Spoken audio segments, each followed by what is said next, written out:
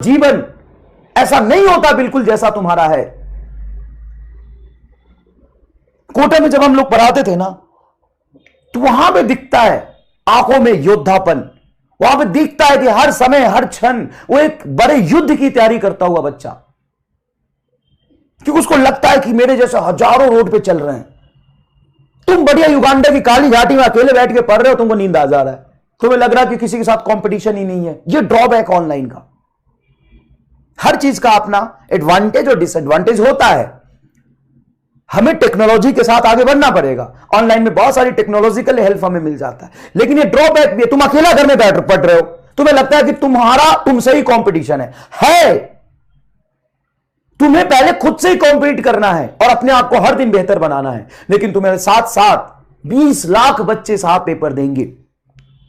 आप एक normal student है ही नहीं, आप एक योद्धा है साहब। और जब एक योद्धा अपने युद्ध की तैयारी करता है तो उसको 5 चीजों का खास ध्यान रखना पड़ता है। लिख लेना आज 5 चीज। पहला, कि वो एकदम सामाजिकता से दूर हो जाता है। सामाजिकता का मतलब है कि वो किसी का बेटा नहीं है, वो किसी का पड़ोसी नहीं है। गांव घर में होते हैं, हमें भी याद है जब हम बचपन में थे तो दोस्त की तबीयत खराब हो गया तो रात भर उसकी सेवा कर रहे हैं। अरे करना, खुद जब अनसक्सेसफुल हो जाओगे ना, डॉक्टर नहीं बनोगे ना, तो कोई सेवा करने बुलाएगा भी नहीं तुम अपने घर, कोई दोस्त ही नहीं रहेगा। 4 साल बाद तुम्हारी खैरियत नहीं, तुम्हारी हैसियत पूछेंगे। करना, मैं मना नहीं कर रहा हूँ, ये बहुत ज़रूरी है, लेकिन जब तक कंपटीशन की तैयारी कर रहे हैं तब तक नहीं। योद्धा युद्ध की तैयारी करता है, सामाजिकता से दूर रहता है। पिताजी कर रहे हैं आटा पिसा के ले आना, आटा चक्की से, गेहूं।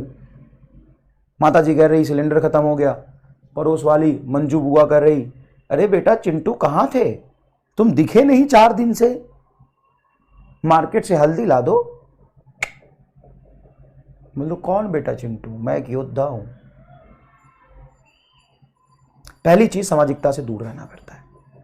दूसरी चीज, मोह माया से अपने आप को दूर करना है। मतलब आप तो लोगों से दूर हो गए, समाज से दूर हो गए, उसके बाद मोह माया से आपको दूर रहना है। मोह माया, मान लो कि बड़े युद्ध की तैयारी चल रही, एक योद्धा लड़ने की तैयारी कर रहा है ना, तलवारबाजी कर रहा है, प्रैक्टिस कर रहा है।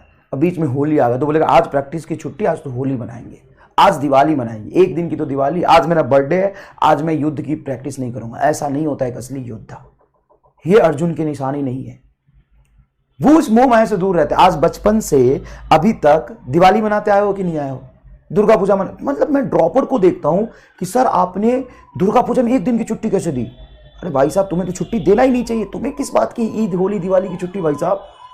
ये सर ईद की छुट्टी नहीं देते हो और दुर्गा पूजा की दे देते हो। भाई साहब तुम्हें मिली, खुश रह, तो छुट्टी लेता रहेगा जीवन भर।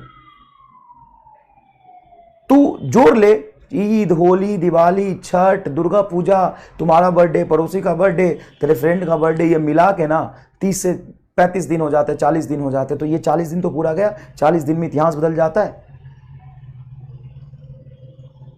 सामाजिकता से और मोह माया से, दोनों से दूर रहना। पहली बात, ये एक सेक्रीफाइस तुम्हें करना पड़ेगा अगर तुम योद्धा बनना चाहते हो। तो नहीं तो आम इंसान की तरह जियो, घर में खुश रहो, युद्ध मत लड़ो, और युद्ध लड़ रहे हो तो अपने आप को मजबूत बनाओ। तीसरी बात और सबसे इंपॉर्टेंट बात है कि आपको अपने युद्ध के बारे में सोचना है कि आप जिस चीज की तैयारी कर रहे हैं उसमें क्या क्या पूछा जाता है, उसकी पैटर्न क्या है, क्वेश्चन का लेवल क्या है, किस तरह के क्वेश्चंस आते हैं। You have to be highly selective. जैसे मान लो कि मुझे किसी से युद्ध लड़ना है, तो मैं सीधा अपनी तैयारी करता रहूंगा, मजदूरी करता रहूंगा कि सबसे पहले मैं जानूंगा कि जो मेरा दुश्मन है उसके वीक पॉइंट क्या है, उसकी स्ट्रांग पॉइंट क्या है, ये मैं पता करने की कोशिश करूंगा। तो मैं सबसे पहले पता करूंगा कि अच्छा वो तीरंदाजी में बहुत स्ट्रांग है, तो हमें तीरंदाजी की ज़्यादा प्रैक्टिस करनी पड़ेगी, उसमें एक्सपर्ट होना पड़ेगा। अच्छा उसको तलवार चलाना नहीं आता, तो जितना हमें चलाना आता है उससे काम चल जाएगा। तो you have to be highly selective on the basis of requirement. और फिजिक्स में स्पेशली हाईली न्यूमेरिकल वैल्यू, हमें हाईली न्यूमेरिकल कैलकुलेशन वाले सवाल नहीं करने होते हैं, हमें करने होते हैं कंसेप्चुअल सवाल। कंसेप्ट तगड़ा हो, कैलकुलेशन 2-3 लाइन का ही हो। तो you have to be highly selective. 12 घंटे आप मेहनत कर रहे हो, सिर्फ मेहनत ही मत करो, आप सोचो और रोज 10 मिनट सोचो, रोज 10 मिनट सोचो कि मैं नीट की तैयारी कर रहा हूं, मैं एक योद्धा हूं, उसमें ऐसे होता है, इतने बच्चे पेपर देते हैं, मैं सो जाऊंगा तो पीछे छूट जाऊंगा, मुझे लड़ना पड़ेगा, अपने आप को मजबूत बनाना पड़ेगा, इतना मजबूत बनाना पड़ेगा कि मैं नीट का वार झेल पाऊं। 3 चीजें हो गई। चौथी चीज, आपको धैर्य रखना पड़ेगा। पेशेंस बहुत ज्यादा जरूरी है। पेशेंस का मतलब यह है कि कई बच्चे ना घबराते हैं कि मेरे से नहीं हो पाएगा क्या। अरे भाई, नीट क्वालिफाई करने के लिए आईक्यू लेवल से ज्यादा जरूरी होता है कंसिस्टेंट मेहनत करना। सर रिजल्ट तो नहीं आ रहा मेहनत करने पे, आएगा, लेकिन लगातार आपको करता रहना पड़ेगा। एक बहुत पुरानी कहावत इंग्लिश में, उसको हिंदी में कहता हूं, अगर मैं दौड़ सकता हूं तो मैं दौड़ूंगा, अगर मैं चल सकता हूं तो मैं चलूंगा, और अगर मैं रेंग सकता हूं तो मैं रेंगता रहूंगा, लेकिन हर समय कीप मूविंग, मैं चलता ही रहूंगा, ग्रोथ होता रहेगा। तो तुम कितने कमजोर, इस बात से फर्क नहीं पड़ता है। तुम अभी कितना मेहनत कर रहे हो, कल तुम्हारा उस पर डिपेंड करता है। तुम परसों क्या थी, इस बात पे तुम्हारा कल डिपेंड ही नहीं करता। तो तुम बहुत मंदबुद्धि हो ना बेटा, तो तुम जीवन भर मंदबुद्धि ही रह जाओगे अगर तुम उसके बारे में सोचते रहोगे। अगर तुम आज एक चीज सीखोगे ना, तो एक चीज का तो ग्रोथ हुआ है। ज्ञानी आदमी वो नहीं है जिसको सच में बहुत ज्यादा ज्ञान है। ज्ञानी आदमी वो बनता है जिसको अपने अज्ञानता का ज्ञान है, अपने वीक पॉइंट का ज्ञान है, जिसको ये पता है कि मेरा ये वीक पॉइंट है, तो मुझे उस पर काम करना है। और काम करने से चीजें ठीक ही होती है बेटा, खराब नहीं होती। और ठीक होना एक लर्निंग प्रोसेस, उसमें टाइम लगता है। तो अब जहां भी हो, जैसे भी हो, करो, बस ये जरूरी है। और आज तुम मेरा अगर लेक्चर देख पा रहे हो ना, ये बहुत बड़ी बात है कि तुम्हारा बैकलॉग नहीं है, तुमने बहुत बेहतर किया है पहले से ही। तुम बिना बैकलॉग अगर कर पा रहे हो तो तुम टॉप 30% स्टूडेंट में हो, लिख लो। फिर क्या बात करो, बहुत बच्चे नहीं है, मुझे पता है ना, मैं बता रहा हूं, टॉप 30-40% बच्चे हो तुम पहले ही। तुम पहले ही बहुत आगे हो। अब थोड़ा बहुत चीजों से हिम्मत मत हारो, लगातार अपने आप को मजबूत बनाओ।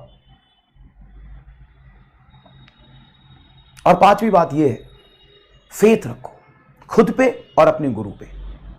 एक जिससे तुम्हें मन कर रहा है उस पे भरोसा रखो, उसको मानो।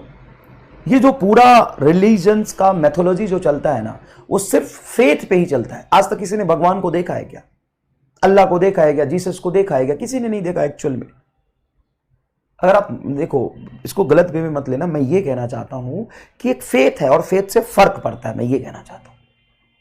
मैं मानता हूं भगवान है, मेरे कलम में भगवान है तो मेरे कलम में भगवान है। इससे सच में अगर मैं ऐसा मानूं तो इसमें सरप्राइजिंग रिजल्ट मुझे देखने को मिलेगा, चमत्कार होगा।